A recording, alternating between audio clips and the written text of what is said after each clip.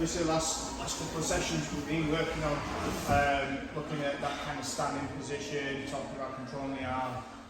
But this foot goes up so you can't mess around with the foot and my balance and things like that. Once we get up to here, breaking that guard, making sure that hip goes down into the mat.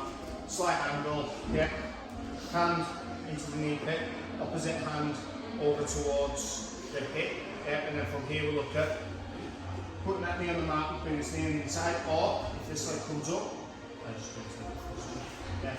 Digging underneath, getting into this position where we put our opposite hand to the opposite shoulder. I just want us to get into that same position, the second one, just from an outside. So working here, thinking about getting in the same position, but without the being in close guard, opening close guard, and breaking the guard and stuff like that. So again, the angle's really important. I don't ever really want to go in straight on. Okay, so from here, controlling the shins. Be a little bit careful. You can control the knees from this position, but we do kind of risk then getting grip on our sleeve.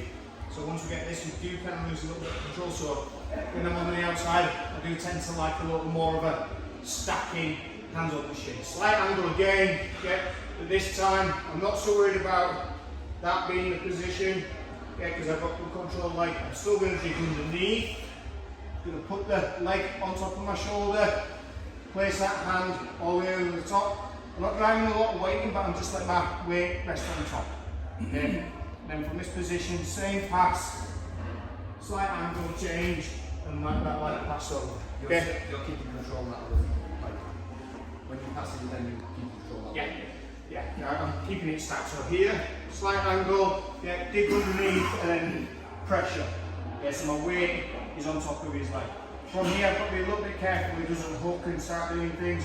Not the end of the world, but it just means I have to clear that before I start looking for my pass.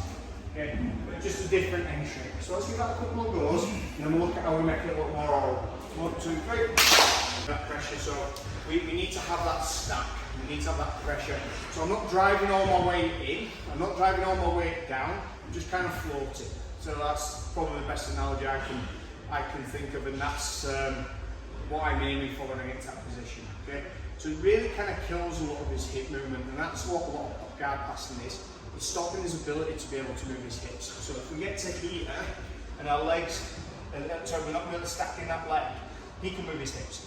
So you see, we go away and all that kind of stuff. So this is where that float kind of comes in a little bit. He tries to wiggle his hips, it's a little more difficult then.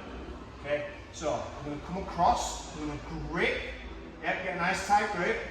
I'm going to go slowly through, okay, and then I'm going to grab either his pants or his gi and lift his hip up. And then start looking for that first initial choke. He can move around, try and chop away a little bit, so when you get used to it, start resisting, pushing, and doing that kind of thing. So I like this because typically what I am worried about when I get into this kind of float pass is his arm. So he's going to be pushing on that hip. So that stops the pass. So if I start attacking to the front and underneath, gripping and stacking on top as well, I can wait here quite comfortably. He starts sticking that leg away. Just keep that weight on top and then eventually get down and establish my position. Kind of difficult to finish the technique, but I'm not looking to choke, I'm looking to pass. Does that make sense? So start nice and steady, and then bottom person, just start putting your hands on hip, on the head, see if you can push away, see if you can do anything with that leg as you progress through your repetitions. 1, 2, 3, and go.